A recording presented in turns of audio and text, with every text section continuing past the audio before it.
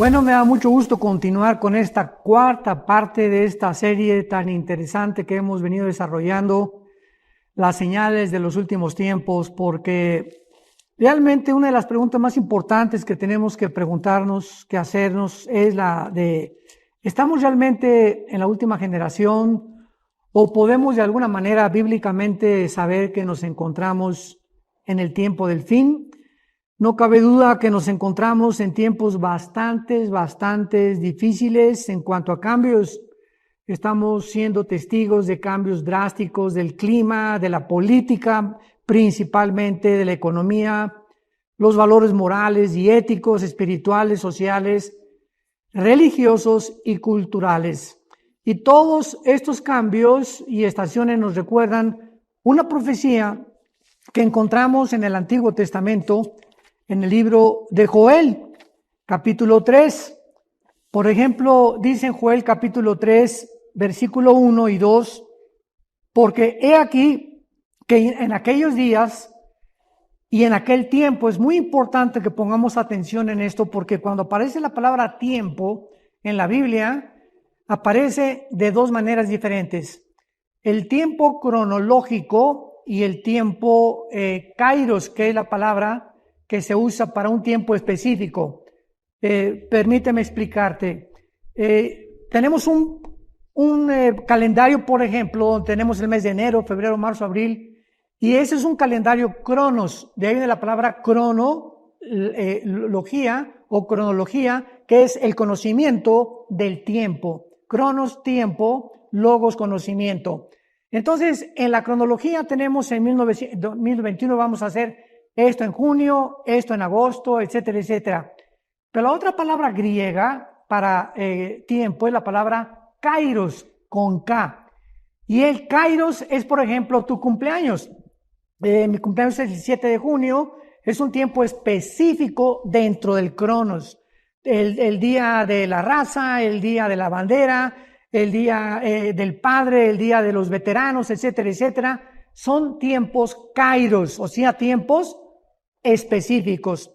Y cuando se usa en Joel capítulo 3, he aquí en aquellos días y en aquel tiempo, está hablando el Espíritu Santo de un tiempo específico, porque es la palabra hebrea et, E de Enrique, T de tío, H, así como suena, et, y la palabra griega aquí es kairos. Entonces vamos entendiendo. Aquí está hablando el Espíritu Santo que en un tiempo determinado Dios hará volver la cautividad de Judá y de Jerusalén, y reuniré a todas las naciones y las haré descender al valle de Josafat. Y ya más adelante todo el capítulo 3 de Joel nos habla de la famosa guerra del Armagedón o de la Tercera Guerra Mundial. Entonces aquí podemos ver que Dios está profetizando que Él va a reunir y va a hacer descender a todas las naciones en el valle de Josafat, o sea, el valle que se encuentra entre Jerusalén y al oriente del monte de los Olivos. Esto es una referencia, repito, a la batalla final de la humanidad o a la Tercera Guerra Mundial. Y Dios está profetizando que esta batalla se va a llevar a cabo en un tiempo específico, en un tiempo determinado. O sea, este tiempo lo determina Dios, desde luego. Y después de que haga regresar a la cautividad de Judá, como lo vimos en 1948, o sea, para que esta profecía de Joel 3, 1 y 2 se cumpliera, la nación de Israel tendría que haber ya regresado a su tierra en Israel, porque aquí Dios está diciendo claramente que va a ser exactamente cuando Él reúna a todos los dispersados o los que se encontraban en el exilio, tendrá lugar la batalla del Armagedón. En otras palabras, el Armagedón o la Tercera Guerra Mundial va a suceder en la misma temporada en que Dios haga regresar a Israel a su tierra, que fue el 14 de mayo de 1948. Y esto sucedió aproximadamente, estamos ahorita en el año 2021, hace 72 o 73 años aproximadamente. La pregunta que vamos a contestar es, ¿nos encontramos en ese tiempo? ¿Estamos en ese tiempo que Dios ha determinado para que pueda comenzar a desenvolverse o a desarrollarse las profecías de los últimos tiempos? Y para esto vamos a trasladarnos al Evangelio de Mateo, capítulo 24, en el Nuevo Testamento, donde el Señor Jesucristo hace una profecía muy misteriosa, pero al mismo tiempo se considera la profecía más exacta, más, ahora sí podríamos decir, más verídica en cuanto a la realidad de los tiempos que estamos viviendo. Y esta profecía nos puede servir como un punto de partida para saber en qué tiempo nos encontramos, porque esto es lo que queremos contestar. ¿Este es el tiempo del fin o no es el tiempo del fin? Y en Mateo 24, versículo 32, después de que Jesucristo hizo todo un enlistado de que habrá guerras, rumores de guerras, pestes, hambres, terremotos en diferentes lugares, y él haya especificado que sería el principio de las tribulaciones, no la tribulación que son los 7 años donde el anticristo va a gobernar. No, Cristo está diciendo que esto es antes de la tribulación. Entonces Jesucristo, más adelante, en el versículo 32, cuando acaba el enlistado de las señales que acaba de mencionar, hace una profecía usando una parábola de la nación de Israel, para que ya pudiéramos nosotros, los que nos encontramos en estos tiempos, saber exactamente a qué se refería Jesucristo. Y dice así: de la higuera, Mateo 24, 32. De la higuera aprendan la parábola. O sea, una parábola es algo que se usa para compararse con otra cosa. Entonces aquí está usando Dios algo que tenemos que comparar con la otra cosa que vamos a mencionar a continuación. Aprendan ustedes de esta parábola lo siguiente. Es lo que Cristo nos quiere decir. Cuando ya su rama está tierna y brotan las hojas, saben que el verano está cerca. Y está hablando de una higuera. Y la higuera, todos sabemos como estudiantes de la Biblia, que representa a la nación de Israel nacionalmente. Porque tenemos también la vid, ¿verdad? Que es la que produce las uvas y que representa a Israel en cuanto a su área o dimensión espiritual. Entonces la higuera representa, para que recordemos, a la nación de Israel en su área nacional. Aprendan de la higuera la parábola. Cuando ya brotan las hojas, saben que el verano está cerca. Sabemos nosotros que el verano en Israel es un tiempo que es aproximadamente, igual que también aquí en el occidente, los meses de junio, julio y agosto aproximadamente. Y casi siempre todas las higueras, o sea, es el árbol que da higos. En nuestra casa aquí en Toluca, el Estado de México, en la República Mexicana, tenemos una higuera. Ahorita, por ejemplo, me acaban de cortar varios higos que cayeron de nuestra higuera, y aunque no se encuentra en el tiempo específico, la higuera es un árbol maravilloso, porque también hemos visto en el Antiguo Testamento que los higos, el fruto de la higuera, es de carácter medicinal. ¿Se acuerdan de aquel rey que un profeta le dio higos para sanar su enfermedad del estómago?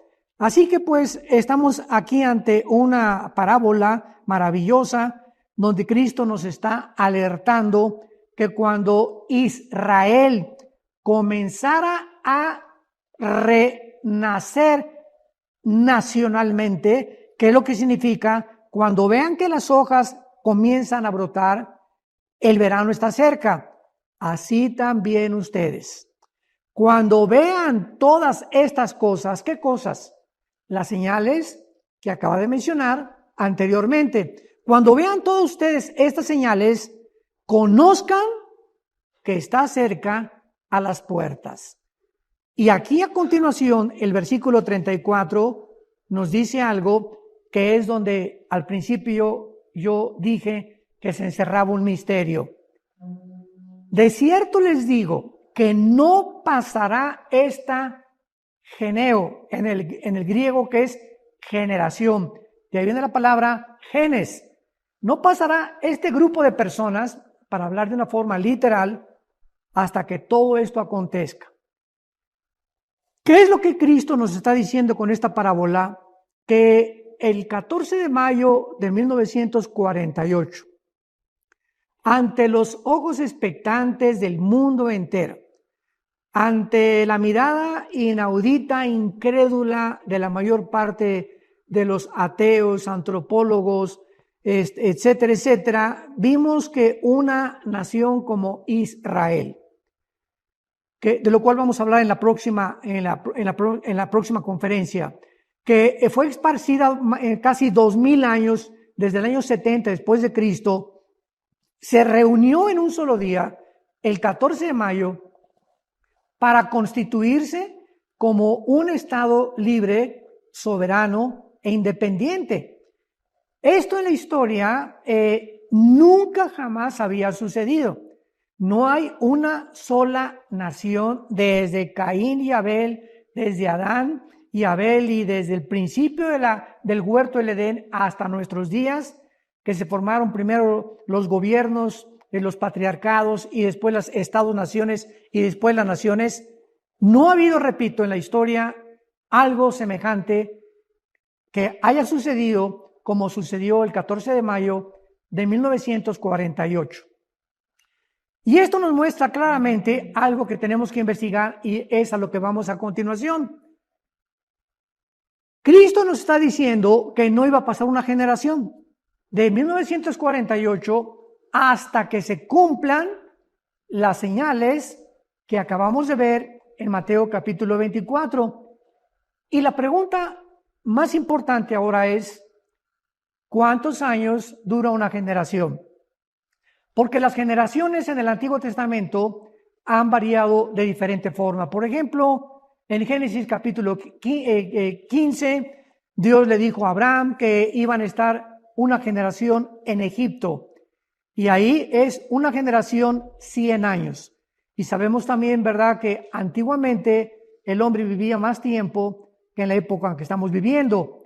Pero más tarde, en el Salmo 90, y vamos a trasladarnos al Salmo 90 en el Antiguo Testamento, para que veamos nosotros aquí de una forma mucho más clara, en el versículo 9 y 10, a qué se refiere una generación, y esta generación no ha cambiado desde los tiempos de Moisés. Leamos con atención este versículo, Salmo 90, 9 y 10. Porque todos nuestros días declinan a causa de tu ira. Acabamos nuestros años como un pensamiento. Así compara el salmista, ¿verdad? En este caso fue Moisés el que escribió el Salmo 90. Y está diciendo, ¿verdad?, que la vida humana es como un pensamiento que aparece y desaparece de repente. Así de frágil y de incierta es la vida humana. Y en el versículo 10 dice lo siguiente. Los días de nuestra edad son 70 años y en los más robustos son 80 años. Con todo su fortaleza, molestia y trabajo, pronto pasan y volamos. Considerando que una generación, o tomando en cuenta que son 80 años aproximadamente una generación, podríamos hacer el cálculo que de 1948, esto es muy importante, de 1948 le sumamos 80 años, ¿a qué año podemos nosotros llegar? Al año 2028. ¿En qué año nos encontramos actualmente? En el año 2021. Y aquí quiero adelantarme, no estamos poniendo ninguna fecha, como dice la Biblia, el día y la hora, nadie la sabe, pero Jesucristo nos advirtió en Mateo capítulo 16, hablándole a los tercos e incrédulos fariseos, que por qué no podían ellos calcular las estaciones, porque si vemos el cielo cuando está lleno de nubes negras y sabemos que va a llover, no sabemos que 1 minuto, 2 minutos, pero el hecho que esté aborrascado el cielo nos habla claramente de que va a llover. Y Cristo regañó a los fariseos y les dijo, ¿cómo pueden ustedes entonces ver tantas señales y no haber entendido el tiempo de mi venida, de la primera venida de Jesús? Entonces Cristo quiere que nosotros no estemos desapercibidos ni estemos completamente ignorantes de las señales que ya tenemos a nuestro alrededor para poder darnos cuenta que sí nos encontramos en el tiempo del fin. Ahora bien, regreso a lo anterior.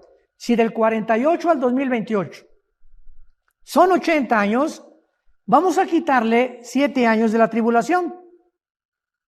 Sería el año 2022.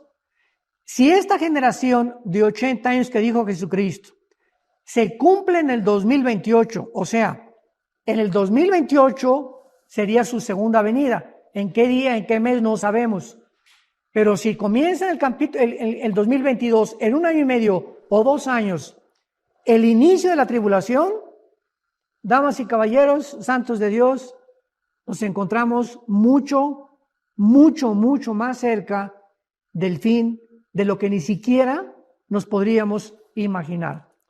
Y veamos nosotros a continuación algunos ejemplos también para que nos demos cuenta que, por ejemplo, en 1959, el promedio de vida era de 69.9 años. En el 2016, el promedio de vida era de 78.9 años y actualmente en el 2020, el promedio de vida ha alcanzado a los 85 años de una forma general. Claro que hay personas, ¿verdad?, que el doctor Billy Graham llegó a casi a los 100 años, el expresidente Jimmy Carter tiene ahorita 92, 93 años de edad, el presidente que acaban de elegir en Estados Unidos, Joe Biden, va a cumplir 80 años el año que entra. Entonces vemos que hay gente que haya alcanzado los 80, 85, 90 años en nuestra generación.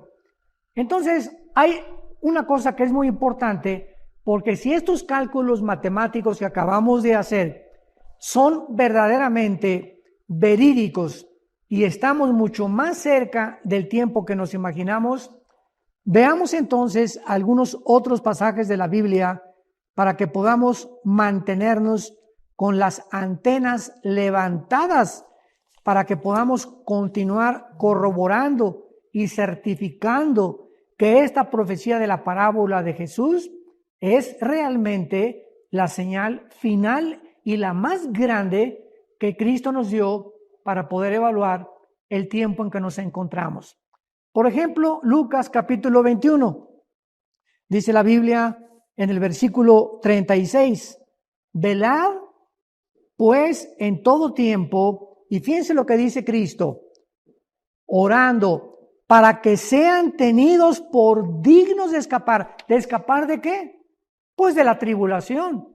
O sea, si nos encontramos en un tiempo crítico en la historia de la iglesia, ¿qué es nuestra responsabilidad?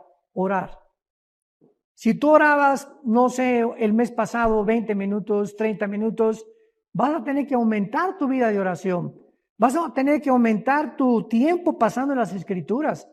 Porque cuando el Espíritu Santo ve que nosotros, la familia de Dios, le dedicamos más tiempo a la Biblia, a la oración, a estar en comunión con Dios, vamos a tener mucha revelación y entendimiento de lo que se escribió hace casi 2000 años. Entonces, Cristo está diciendo, velen en todo tiempo para que seamos tenidos por dignos. O sea, los que se vayan en el arrebatamiento van a ser los cristianos. ¿Qué cosa? Que fueron tenidos por dignos. ¿Y por qué fueron tenidos por dignos? Simplemente porque demostraron que realmente ellos eran hijos e hijas de Dios. ¿Cómo lo demostraron? Bueno, un cristiano que ora, ¿cómo se puede creer que es cristiano? Un cristiano que no lee la Biblia, ¿cómo se puede creer que es cristiano? Un cristiano que no da evidencia de su testimonio, ¿cómo se puede creer que es cristiano? y las iglesias están llenas. En la parábola de las vírgenes de Mateo 25, Jesús dijo, ¿verdad?, que casi el 50% o la mitad de esas vírgenes, de las 10 vírgenes, se quedaron cuando oyeron la voz del esposo. Y así nos damos cuenta que tal vez si Cristo estaba usando esto como una cosa para poder medir la condición de la iglesia, podríamos decir que el 50% de las personas que van o asisten a una iglesia cristiana no son salvos, son cristianos profesantes. Van y entran y cantan y se levantan, algunos diezman, etcétera, etcétera. Pero dice Jesucristo, me dirán en aquel día, Señor, Señor, hasta hablamos lenguas, hicimos milagros. Dice Mateo 7, estas palabras Jesús, y yo les contestaré, ¿por qué me llamáis Señor, Señor, si nunca hicieron mi voluntad? Entonces, ¿qué advertencia tan seria nos hace Cristo en Lucas 21, 36? Velen en todo tiempo, orando, para que sean tenidos por dignos de escapar. ¿De escapar de qué? Ya dijimos, de escapar de la gran tribulación. Y de todas estas cosas que vendrán, y de estar en pie delante del Hijo del Hombre. Veamos otro pasaje que dice en Evangelio de Juan, capítulo 14. Cristo dice en el versículo 29, Juan 14, 29. Y ahora os lo he dicho antes que suceda, para que cuando suceda, ¿qué cosa? Crean. Ahora, si con todas estas señales que estamos viendo a nuestro alrededor, hay personas que insisten en no creer, es porque ya no es por falta de evidencias. Ya realmente estas personas han decidido en su corazón no creer. Y por eso Jesucristo dijo, todas estas cosas se las voy a anticipar para que vean cómo se van acomodando cronológicamente, como se han venido acumulando desde 1948 a nuestros días, para que creamos, para que nuestra fe se afiance, para que echemos raíces en la palabra de Dios, para que velemos y para que nos mantengamos en oración continua. Y veamos otro pasaje en Romanos capítulo 13, en el versículo 11, que el apóstol Pablo nos da una advertencia semejante. Romanos 13, versículo 11. Y esto, dice Pablo, conociendo el tiempo, que ya es hora de levantarnos del sueño. O sea, Pablo está escribiendo hace 2000 años a los cristianos que nos encontramos en esta época. Si estabas dormido, levántate. Y si sigues dormido, es porque no eres cristiano. Entonces, si somos cristianos, vamos a oír este llamado, esta alerta, esta trompeta de Dios para despertarnos y comenzar a prepararnos para encontrarnos con Él en el aire. Conociendo el tiempo, es hora de levantarnos del sueño, porque ahora están más cerca de ustedes la salvación que cuando creímos. La noche, dice Pablo, está avanzada y se acerca el día. Pablo está comparando la vida con el día y la noche. Y nos encontramos ahorita, ¿qué podríamos decir? A las 12 de la noche ya la pasamos. Yo creo que nos encontramos como a la 1 o a las 2 de la madrugada, que ya como a las 3 o 4 de la madrugada es cuando comenzamos a ver salir el sol. En otros lados a las 5 de la mañana. Pero ya pasamos la medianoche. Y es lo que está diciendo Pablo. O sea, la noche está avanzada, o sea, estamos en un tiempo de tinieblas. Las tinieblas están cada vez más espesas en el mundo. Cada día encontramos más y más, como escribió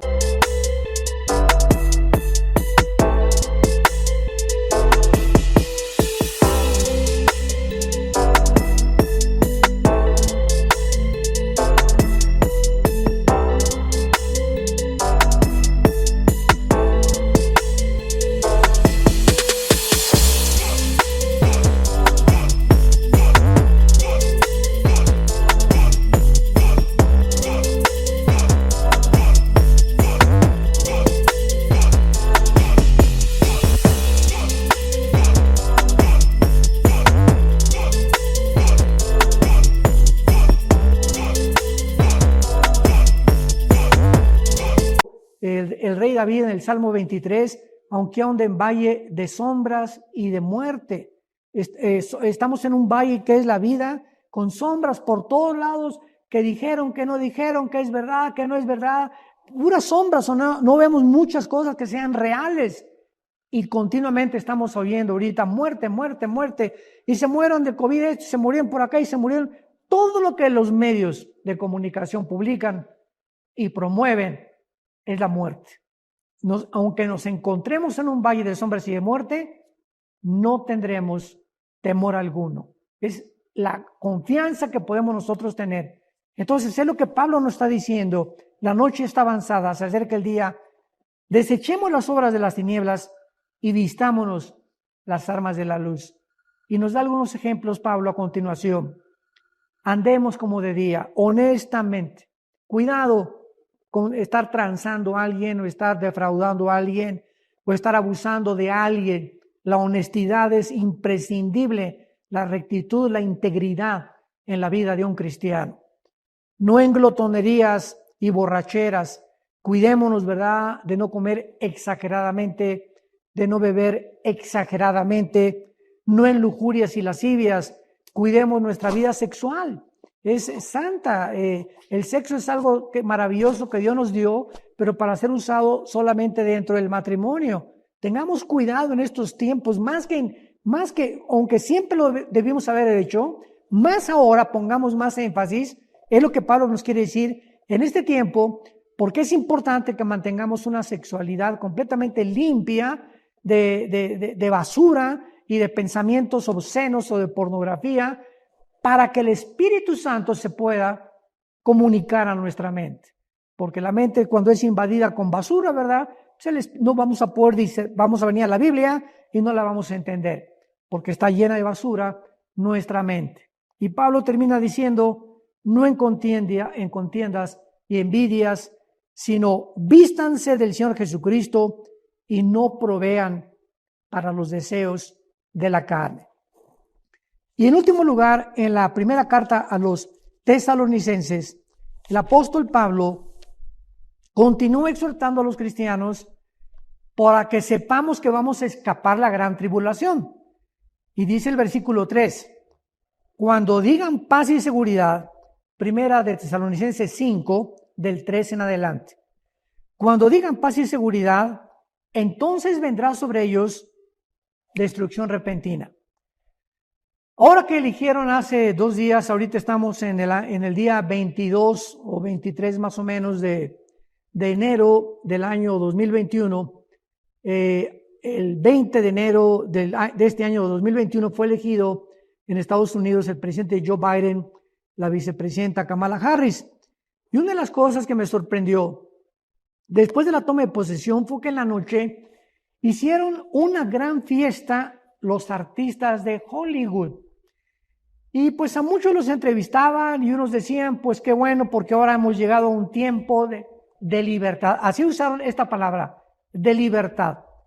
Y cuando nosotros preguntamos a qué le llaman ellos libertad, es importante que descubramos que esa palabra está muy mal usada. Porque esa palabra libertad, si ellos la usan, así como muchos artistas de Hollywood dijeron y siguen diciendo, ahora hay libertad para ver pornografía. Ahora hay libertad para si quieres ser transgénero, eres transgénero. Ahora hay libertad si quieres ser homosexual, sé homosexual. Ahora hay libertad si 3 hombres quieren casarse, 3, ya no 2, 3 o 4 o 5 y tener adoptar, vamos a tener libertad de hacer lo que nos dé la gana. Un momento, esto no es libertad, eso es libertinaje. Cuando la libertad no tiene restricciones, se convierte en libertinaje. Y un ejemplo que he usado es el siguiente. Imaginémonos a un juez en una corte exonerando a un reo y diciéndole, oye Pancho, pues desde ahora eres libre y ya aquí tienes tu documento para que tú puedas gozar de tu libertad. Y imaginemos a este preso diciendo, cuando recibe su papeleta de libertad, hurra, voy a hacer ahora lo que me dé la gana. Y entonces el juez le va a tener que hablar y decirle, Pancho, quiero que entiendas algo muy importante. Eres libre para obedecer las leyes. Pero si tú abusas de las leyes y no entiendes que tu libertad está restringida, cuando manejes hay un semáforo que te dice la luz amarilla, detén tu velocidad, porque si te pasas el rojo vas a sufrir una infracción o vas a matar a alguien o te vas a matar tú mismo. Entonces tú estás confundiendo la libertad con el libertinaje. Si tú sales en la noche y te emborrachas y comienzas a gritar, te va a meter la policía a la cárcel. La libertad no consiste en hacer lo que nos dé la gana. ¡Qué cosa tan tremenda! Y qué confundido está el mundo. Como esa noche de fiesta, ¿verdad? Que dijeron tantos artistas, no, pues ahora sí somos libres para hacer lo que nos dé la gana. Qué triste, qué patético ejemplo, ¿verdad? De una humanidad que ha confundido la libertad con el libertinaje. Y esto es precisamente lo que tenemos que entender. No somos animales y esta es la razón por la cual Dios ha puesto policías, hay soldados, hay cárceles, porque no somos libres para hacer lo que nos dé la gana. Hacer lo que te dé la gana, como dicen muchas muchachas que quieren abortar, es que es mi cuerpo y yo hago lo que me dé la gana con mi cuerpo. Tienes toda la razón, pero el bebé que tienes dentro no es tuyo. Discúlpame, ese bebé le pertenece a Dios. Entonces tú tienes que comprender esto claramente. Y así podemos dar muchos ejemplos, pero tenemos que concluir finalmente por lo que Pablo dice en la carta a los tesalonicenses, que cuando digan paz y seguridad, vendrá sobre ellos destrucción repentina. Y ahora que hubo esta elección, tenemos que orar muchísimo por este nuevo presidente, por todos nuestros gobernantes.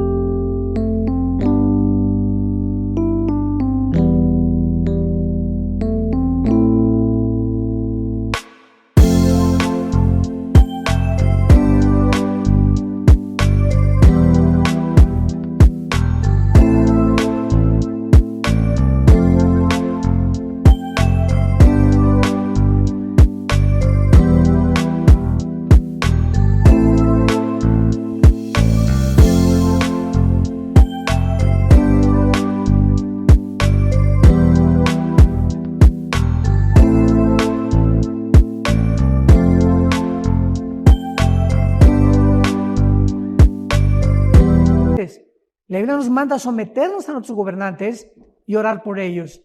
Pero qué triste es, ¿verdad? Porque ahora ya todo el mundo habla de paz y seguridad. Ahora sí ya nos libramos del antiguo gobernante y ahora vamos a hacer muchas cosas que vamos a poder gozar otra vez libres, confundiendo otra vez la libertad con el libertinaje. Y me trajo a la mente este versículo del apóstol Pablo. Cuando digan paz y seguridad, cuando la humanidad crea que realmente se sienten seguros, es cuando viene la destrucción de parte de Dios. Y dice la Biblia que nosotros no estamos en tinieblas, para que aquel día nos sorprenda como ladrón, porque somos hijos de la luz e hijos del día, no somos de la noche ni de las tinieblas. Por tanto, no durmamos. Otra vez se usa el ejemplo de la noche. Los que son hijos de las tinieblas están dormidos, o sea, no saben lo que está pasando, no saben a dónde van, no saben en qué tropiezan, no saben si tienen propósito o sentido para vivir. Nosotros tenemos la luz, tenemos la Biblia, tenemos a Jesucristo como nuestro Salvador. No tenemos por qué vivir como vive la gente a nuestro alrededor. Y finalmente, dice Pablo en esta carta, capítulo 5, a los tesalonicenses, versículo 9, porque no nos ha puesto Dios para la ira. ¿Cuál es la ira que está Pablo hablando? La gran tribulación.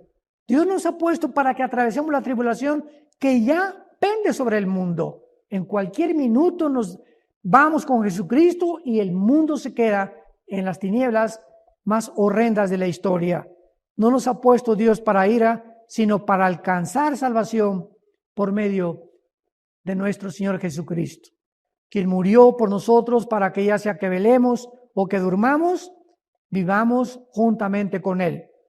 Por lo cual, anímense unos a otros y edifíquense unos a otros. Yo no podía estar animado si supiera que nuestro próximo encuentro es con el anticristo.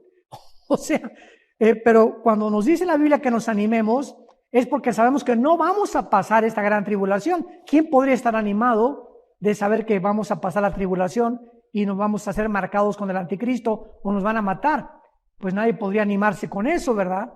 Pero cuando dice la Biblia, anímense unos con otros, es para que recordemos que no nos ha puesto Dios para que atravesemos la tribulación, para que velemos y seamos tenidos por dignos de escapar de todas estas cosas que se vienen sobre el mundo. La pregunta es, ¿tú te consideras que vas a ser tomado como digno en este día especial cuando con voz de trompeta, con voz de arcángel y con voz de Dios, Cristo descenderá del cielo y en el aire nos recogerá? Los muertos en Cristo resucitarán primero y luego nosotros, los que quedemos, seremos transformados para ser arrebatados juntamente con ellos y así estar para siempre con el Señor. Que Dios te bendiga y les esperamos en la próxima conferencia sobre esta serie, las señales de los últimos tiempos.